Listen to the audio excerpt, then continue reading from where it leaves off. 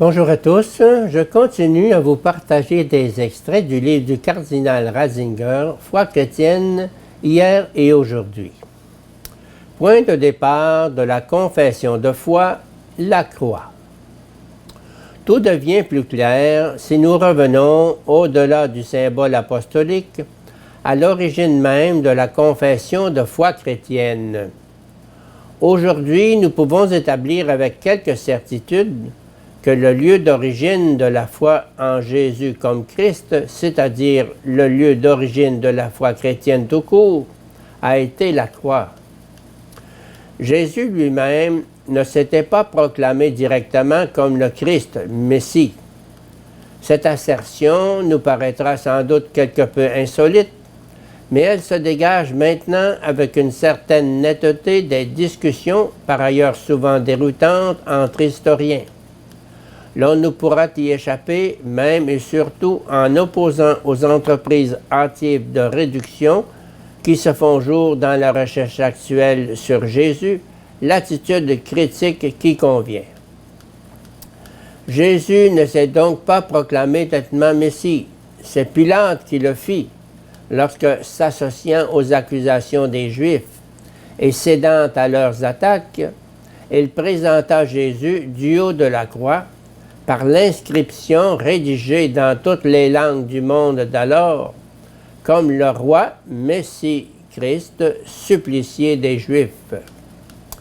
Ce titre d'exécution, la condamnation à mort de l'histoire, devint en même temps et paradoxalement confession de foi, le véritable point de départ et d'enracinement de la foi chrétienne qui voit en Jésus le Christ. En tant que crucifié, ce Jésus est le Christ, le roi. Pour lui, être crucifié, c'est être roi.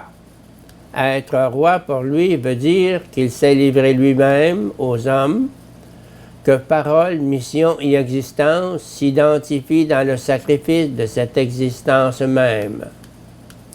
Ainsi, son existence est parole. Il est parole parce qu'il est amour. À partir de la croix, la foi réalise que ce Jésus n'a pas seulement fait ou dit quelque chose, mais qu'en lui, message et personne sont identiques, qu'il est ce qu'il dit. Jean n'avait qu'à tirer l'ultime conséquence.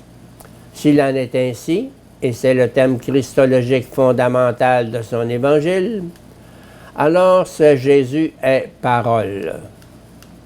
Or, une personne qui n'a pas seulement des paroles, mais qui est sa parole et son œuvre, est le logos, la parole, le sens lui-même. Elle existe depuis toujours et pour toujours. Elle est le fondement sur lequel repose le monde. S'il nous arrive de rencontrer une telle personne, alors c'est elle le sens qui nous soutient et par qui nous sommes tous soutenus. Cette intelligence des réalités que nous appelons foi se développe à partir de la croix. Les chrétiens découvrent d'abord l'identification de la personne, de la parole et de l'œuvre, ce qui est véritablement décisif en fin de compte, et devant quoi tout le reste devient secondaire. C'est pourquoi leur confession de foi pouvait se limiter à la simple association des mots Jésus et Christ. Tout était dit par là. Jésus est vu à partir de la croix qui parle plus fort que toutes les paroles. Il est le Christ, cela suffit. Le moi crucifié du Seigneur est une réalité si pleine que tout le reste passe à l'arrière-plan.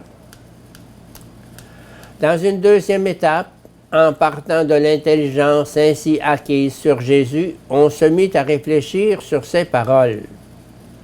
À son grand étonnement, la communauté, revivant ses souvenirs, devait s'apercevoir maintenant que dans la parole de Jésus, il y a déjà cette même façon de tout concentrer sur son moi.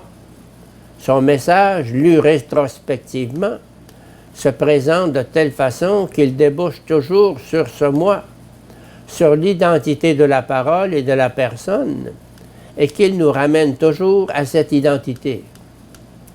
Dans une dernière étape, Jean pouvait enfin relier les deux mouvements.